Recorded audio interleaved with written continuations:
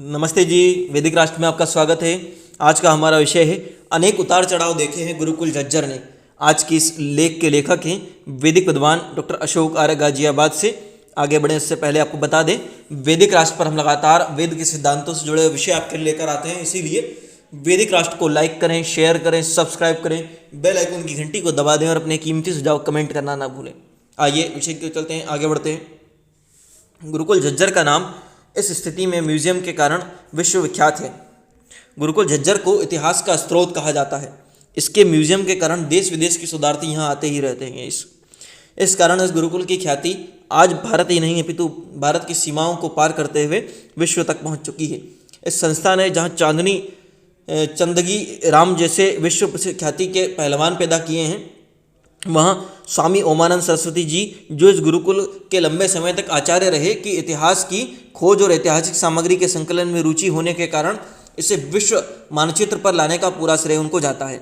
इस गुरुकुल की स्थापना पंडित विशंबर दास जी ने की थी, जिनका जन्म आर्य समाज की स्थापना के मात्र 1 वर्ष के पश्चात सन 1873 में इस होने के कारण उन पर आर्य समाज का पक्का रंग चढ़ गया था। उनका संबंध झज्जर हरियाणा के एक सुप्रसिद्ध ब्राह्मण परिवार से था। व्यवसाय के रूप में आप अंग्रेज की रेल के कर्मचारी थे। व्यवसाय के ही चक्कर में आपका अफ्रीका में भी जाना हुआ। वहाँ भी आपने रेलवे में ही कार्य किया। तत्पश्चात जल्द ही आपने अफ्रीका की रेल सेवा को त्याग दिया और फिर भारतीय सेना के अंग बन गए। जो ही आपने सेना को त्यागा तो आप वहाँ से सीधे स्वामी श्रद्धानंद सरस्वती जी से संपर्क करके गुरुकुल कांगड़ी चले गए। वहाँ जाकर आपका गुरुकुल को देखकर ऐसा प्रभाव हुआ कि आपने अवैतनिक रूप से गुरुकुल की सेवा आरंभ कर दी। जब आप गुरुकुल कांगड़ी को अपनी सेवाएं दे रहे थे तो इन्हीं दिनों आपके मन में एक अभिलाषा ने जन्म लिया कि यह अभिलाषा थी झज्जर में भी शिक्षा की वैदिक ज्योति को जगाने के लिए वहाँ भी गुरुकुल खोलने की। आपने इस योजना पर खूब विचार करने के पश्चात इस कार्य रूप देने की इसको ठानी और फिर इस संबंध में आपने स्वामी श्रद्धानंद जी से बात की, उनसे सहयोग के लिए प्रार्थना की। इस प्रार्थना को स्वीकार करते हुए स्वामी श्रद्धानंद जी ने इसके लिए आर्य प्रतिनिधि सभा पंजाब से स्वीकृति लेने के लिए 16 मई सन 1915 को प्रस्ताव रखा, जिसे सर्वसम्मति से स्वीकार करते हुए सभा ने झज्जर में गुरुकुल आरंभ करने का मार्ग खोल दिया। इसके अगले ही वर्ष अर्थात सन 1916 को झज्जर में गुरुकुल का कार्य विधिवत आरंभ हो गया और इस गुरुकुल में भवन के आधारशिला में भी स्वयं स्वामी श्रद्धानंद जी सरस्वती ने उनकी आधारशिला रखी। पंडित जी ने बड़े परिश्रम से इस गुरुकुल को चलाया। इस गुरुकुल के ब्रह्मचारियों को वेद की शिक्षा दी जाने लगी। कड़े परिश्रम के कारण गुरुकुल में शिक्षा की उत्तम व्यवस्था हुई, किंतु आचार्य भगवान देव जी स्वामी ओमानंद सरस्वती जी के आचार्यत्व स्वरूप आने के पश्चात ही इस गुरुकुल को सर्वत्र ख्याति प्राप्त हुई।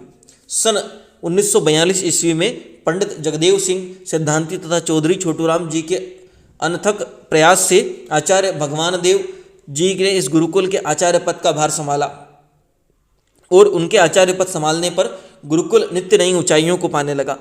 यह आचार्य भगवान देव जी की कार्यकुशलता और कर्मठता का ही कारण था। इस गुरुकुल में अब सुदूर क्षेत्रों से भी ब्रह्मचारी वैदिक शिक्षा पाने के लिए आने लगे थे। यह इसके पूर्व मात्र इसे क्षेत्रीय शिक्षा संस्थान के रूप में ही जाना जाता था। अब इस गुरुकुल के सुदूर क्षेत्रों और भारतीय क्षेत्रों में हरियाणा, पंजाब, दिल्ली, उत्तर प्रदेश, राजस्थान, आंध्र प्रदेश, कर्नाटका प्रांतों के ब्रह्मचारी वैदिक शिक्षार्थ आने लगे थे। यहाँ इसमें नेपाल, सूरीनाम, दक्षिण अफ्रीका आदि विदेशों से भी वहाँ के वेद प्रेमी लोगों की संतान ब्रह्मचारी व्रत की दीक्षा लेकर यहाँ शिक्षा प्राप्ति के लिए आने लगे। इस प्रकार इस गुरुकुल को अंतर्राष्ट्रीय ख्याति प्राप्त हो गई। आचार्य भगवान देव जी ने सन 1939 से 1960 में संन्यास लेकर स्वामी ओमानंद सरस्वती के नाम से कार्य करना आरंभ कर दिया। इतिहास में इन्हें अत्यधिक रुचि थी। जहाँ कहीं भी जाते ऐतिहासिक सामग्री को खोजते रहते और उससे जो है उन्होंने ऐतिहासिक सामग्रियों को अनेक बार खोज करते और हमने उन्हें अनेक बार देखा है कि वह हमारे सामने कहीं से लाए गए प्राचीन सिक्कों को निकालकर उन्हें साफ करते रहते थे। अपना खाली समय में वह इस ऐतिहासिक सामग्री को संजोने में ही लगे रहते थे। उनके इस व्यवहार से अनेक आर्य समाज के लोग जो हैं उनका उपहास उड़ाते थे आर्य लोग, किंतु आपने कभी भी इस ओर ध्यान नहीं दिया और निरंतर अपने इतिहास संबंधित शोध और संकलन में लगे रहे। उन्होंने एक बार बताया कि विश्व के चक्र विक्रम नाम से 2 सिक्के इस समय उपलब्ध हैं। इन सिक्कों को राजा विक्रमादित्य के राज्यकाल में आरंभ किया गया था। इनमें से एक सिक्का तो विदेश में है और दूसरा सिक्का एक सोने की दुकान पर पड़ा था। जिसे लेने के लिए बहुत से लोग जाते, किंतु ऊंचे दाम सुनकर वहाँ से खाली लौट आते। जब स्वामी जी को इस संबंध में पता चला तो वह भी उस सुनार के पास गए।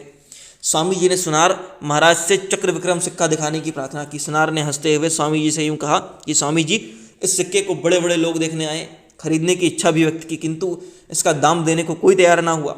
आप तो साधु हैं, आप इसका मूल्य क्या जानो, आप इस सिक्के को नहीं खरीद सकते, इसीलिए देख कर क्या करोगे। स्वामी जी ने कहा कि आप दिखाओ तो सही, ना ले पाऊंगा तो कम से कम मुझे इतना गर्व तो होगा कि मैंने चक्र विक्रम सिक्का तो देखा है।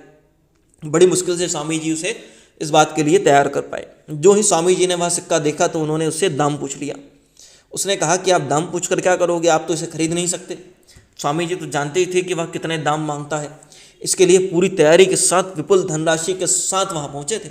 अतः स्वामी जी ने फिर से कहा कि मुझे बता तो दो कितने का मूल्य है इसका, मैं ना खरीद पाऊँ तो भी मुझे इसके मूल्य का तो पता होना ही चाहिए। इतना सुनना था कि सुनार ने ऊंचा दाम लगाते हुए उन्हें उसका दाम बता दिया। स्वामी जी ने तत्काल वह धनराशि निकालकर उसके सामने रख दी। सुनार स्वामी जी का मुख ताकता ही रह गया और अब वह सिक्का उसके हाथ से निकल चुका था। इसी प्रकार सन 1965 के युद्ध के थोड़ा पश्चात स्वामी जी आबोहर आए थे। इस युद्ध में पाकिस्तान फल्जिका बॉर्डर को पार कर नगर के निकट तक पहुंच गए थे। इस स्थिति को देखने के लिए और वहां के हरियाणवी सैनिकों को मिलने, विशेष रूप से सेना के पुरोहित आनंद मोहन जी को मिलने के लिए आप फाजिल्का गए। मैं भी उस समय आपके साथ गया था। वहां पर आपको एक हेलमेट भेंट किया गया जो एक सैनिक का था।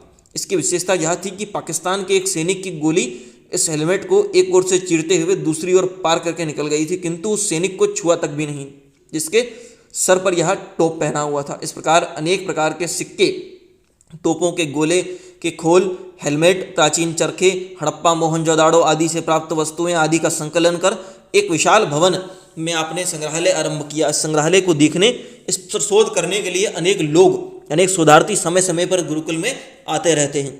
आपने इस गुरुकुल में एक रसायनशाला और औषधालय भी आरंभ किया। दिन भर अनेक रोगी आते हैं, वैद्य जी को अपना रोग दिखाते हैं, फिर यहीं से औषधि ले जाते हैं। यही औषधि की शुद्धता ही इसकी प्रसिद्धि का कारण है। समय समय पर देश के अनेक भागों में बाढ़ आती थी तो आप अनेक औषध लेकर बाढ़ पीड़ित लोगों के रोगोपचार के लिए पहुंच जाते थे। अनेक भयानक रोगों के इलाज तो आपके उंगलियों पर ही रहते थे। इस कारण रोगोपचार के लिए इस गुरुकुल की ख्याति खूब प्राप्त हुई। इस गुरुकुल में एक बहुत बड़े हाल में देश के तथा आर्य वीरों के शहीदों के चित्र लगे हैं आर्य समाज के। इस भवन का नाम ही शहीद भवन रखा गया है। देखने वालों को देश के लिए कुछ करने का भारी उत्साह यहाँ से मिलता है। स्वामी उमानंद जी हरियाणा आर्य प्रतिनिधि सभा, परोपकारिणी सभा अजमेर, सार्वदेशिक आर्य प्रतिनिधि सभा दिल्ली के प्रधान भी रहे।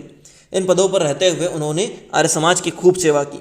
हरियाणा में तो कोई कार्य ऐसा था ही नहीं जिसकी सलाह उनकी सलाह के बिना जो संपन्न होता था। इस प्रकार आपकी साख उस समय बड़े राजनेताओं से बनी हुई थी। इस गुरुकुल के अनेक स्वाधीनता सेनानियों को भी इस गुरुकुल ने जन्म दिया तथा विश्वविख्यात भारतीय पहलवान चंदगी राम ने भी इस गुरुकुल की मिट्टी से ही यह कार्य सीखा था।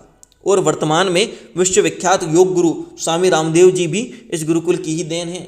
गुरुकुल कालवा के पूर्व आचार्य, आर्य प्रतिनिधि सभा हरियाणा के पूर्व प्रधान, सार्वदेशिक आर्य प्रतिनिधि सभा के पूर्व प्रधान स्वर्गीय आचार्य बलदेव जी का संबंध भी इस गुरुकुल से रहा। स्वामी दयानंद जी की उत्तराधिकारिणी सभा, परोपकारिणी सभा अजमेर के पूर्व प्रधान पंडित धर्मवीर जी भी इस गुरुकुल से ही निकले थे।